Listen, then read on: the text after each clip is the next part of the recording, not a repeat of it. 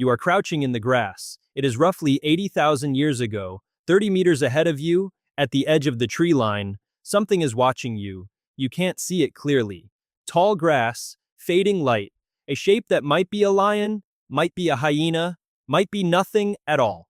Your heart is already going. Your hands are already on your spear.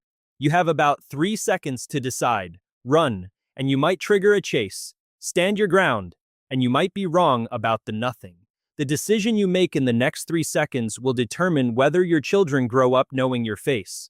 That moment, that specific, high-stakes, information-poor decision was the central challenge of ancient human life. Not the hunt, not the cold, not the starvation, the constant, relentless problem of knowing, with incomplete information and almost no time, what was safe and what would kill you. And the system your ancestors built to solve it is still running in you right now. Every social judgment you make, every gut feeling about a stranger, every moment you looked at something and felt, without knowing why, that something was wrong. All of it is the same ancient machinery. The brain your ancestors carried was not a general-purpose reasoning machine. It was a threat classification system with reasoning bolted on top. Before language, before planning, before any of the cognitive abilities we think of as distinctly human, the brain was already running a continuous, automatic, real-time assessment of every entity in the environment, not friend or enemy. A more fundamental question than that: safe or dangerous? This system operates through what neuroscientists call the threat detection network, a set of structures centered on the amygdala, deep in the brain's emotional core, that process incoming sensory information and classify it for threat content before the conscious mind has any awareness of what it's looking at. Before you know you've seen something, your amygdala has already begun generating a response. The signal reaches the body, heart rate, muscle tension, pupil dilation, before it reaches the part of your brain responsible for conscious thought. You feel the danger before you understand it. That is not a malfunction. That is the system working exactly as designed. And ancient humans ran this system against an environment that was trying consistently and creatively to kill them. Start with the animals, because the animal trust problem was both the most immediate and the most sophisticated challenge this system faced. Not all predators are the same. Not all dangerous animals behave the same way. Not all threatening species can be handled with the same response. A lion charges from distance. A leopard drops from above without warning. A Cape buffalo attacks when cornered. A crocodile is invisible until it isn't. Each one requires a different threat assessment and a different survival response, and confusing them, even once, was fatal.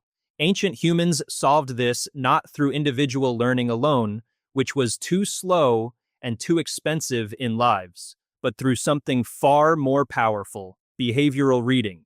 Every predator broadcasts information continuously through posture, movement, sound, and positioning about its current state and likely next action.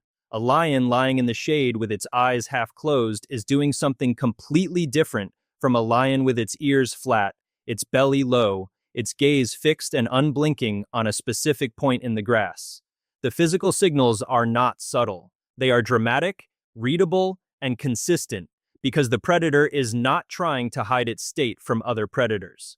It is focused entirely on the prey. Ancient humans learned to read those signals with a precision that modern wildlife researchers spend years trying to replicate. A 2013 study of the Hadza people in Tanzania found that experienced hunters could predict the movement and likely behavior of prey animals with an accuracy that significantly exceeded what GPS tracking data later confirmed was statistically possible from the visible information alone. They were integrating decades of accumulated pattern recognition, subtle signals, environmental context, time of day, season, recent rain, wind direction, into assessments that appeared, from the outside, to be near miraculous intuition. It was not intuition, it was expertise so deep it had become automatic. The same process that turns a chess grandmaster's conscious analysis into instantaneous pattern recognition.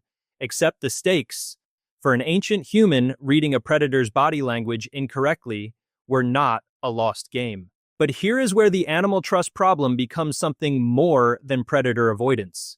And this is where the story goes somewhere most people have never considered.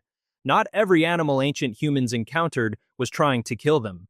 Some were neutral, some were actively useful, and learning to tell the difference, to trust the right animals, at the right distance, in the right context, was as critical as avoiding the dangerous ones. Ravens, honeyguides, vultures, these were not just birds, they were information systems. Ravens, which appear throughout the archaeological record in close proximity to human habitation sites, have a documented behavior that researchers initially struggled to believe.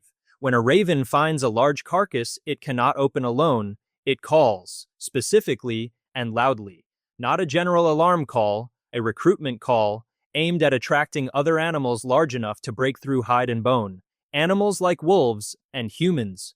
Ravens learned, over thousands of years of coevolution with human hunters, that humans reliably responded to the call, opened the carcass, and left enough behind for the birds. Ancient humans learned that a raven circling and calling in a specific pattern meant food. The relationship was not accidental.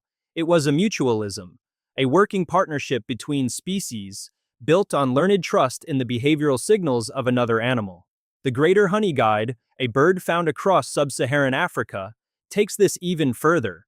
It actively leads humans to beehives, using a distinctive chattering call and a specific flight pattern, flying ahead, perching, waiting, flying ahead again. That functions as a navigational guide. When the humans break open the hive and take the honey, the bird eats the wax and larvae left behind.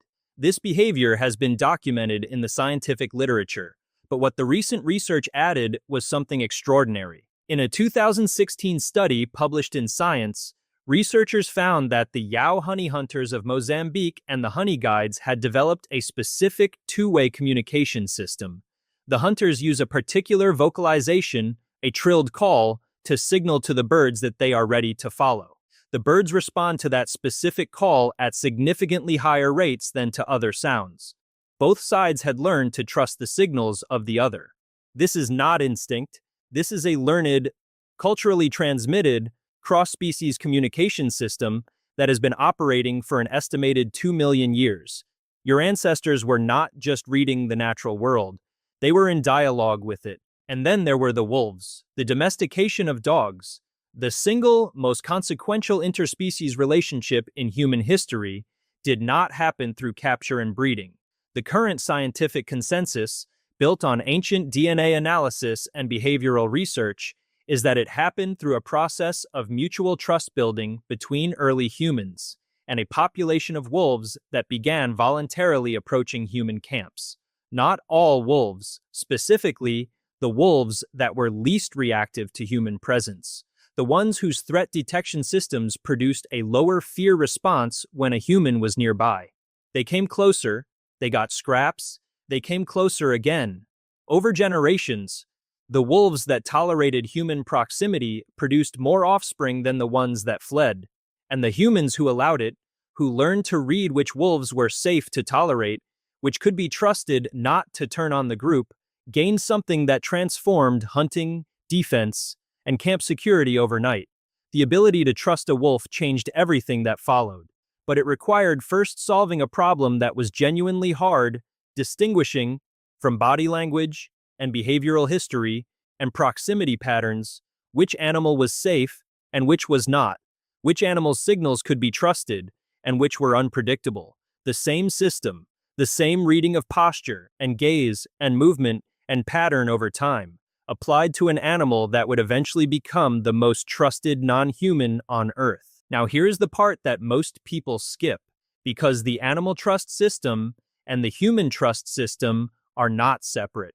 They are the same system, running on the same hardware, pointed at different targets. The ability to read a predator's body language for threat signals is structurally identical to the ability to read a human's body language for dishonesty signals. The amygdala doesn't know it's looking at a lion or a rival tribesman. It processes incoming behavioral information and classifies it against patterns built through experience. The micro-expressions that betray a lie, the brief, involuntary flash of an emotion before the controlled expression covers it, are processed by the same threat detection network that reads the tension in a predator's hindquarters before a charge. The gut feeling that someone cannot be trusted, that persistent, unverifiable discomfort that experienced people learn not to ignore, is the amygdala flagging a pattern mismatch. Something about this person's signals doesn't match their stated behavior. The system noticed before the conscious mind did. Ancient humans who were good at reading animals were almost certainly also good at reading people, because the underlying cognitive skill is identical. Anthropologist Robin Dunbar, whose research on social group size and brain complexity transformed the field, has argued that the expansion of the human neocortex, the dramatic growth in brain size that distinguishes us from our primate relatives, was driven primarily by the demands of social complexity, not tool use, not hunting, the computational demands of tracking, modeling, and predicting the behavior of dozens of other individuals simultaneously. The brain got bigger because trust was hard, because knowing who was reliable, who was deceptive, who would share, and who would defect, who had changed since last season, and why that problem, run across a group of 150 people, required more processing power than anything else the ancient environment demanded. We grew our brains, trying to figure out who to trust. Think about the last time your gut told you something was wrong about a person or a situation before your conscious mind had caught up. Not a thought, not a reasoned conclusion, a feeling, sudden, specific, and pointing at something you couldn't yet name. That was not paranoia. That was not anxiety. That was a system built across millions of years of your ancestors surviving precisely because they could read the signals that other animals and other humans were broadcasting continuously, whether they meant to or not. The lion crouching in the grass broadcasts its intention through its body before it moves. The wolf with its tail low and its ears back is telling you something before it acts. The person whose words say one thing, while their eyes and posture say another, is broadcasting a mismatch that the oldest part of your brain is already processing. Your ancestors couldn't afford to ignore those signals. In a world without hospitals, without law, without any structure between them and the consequences of a wrong read, the signal was all they had. They trusted it. They refined it across thousands of generations of daily practice. They passed it to their children, not in words, but in the behavior of people who had learned, at a bone-deep level, that the world talks constantly to those who know how to listen. The world is still talking. The question is whether you are still listening.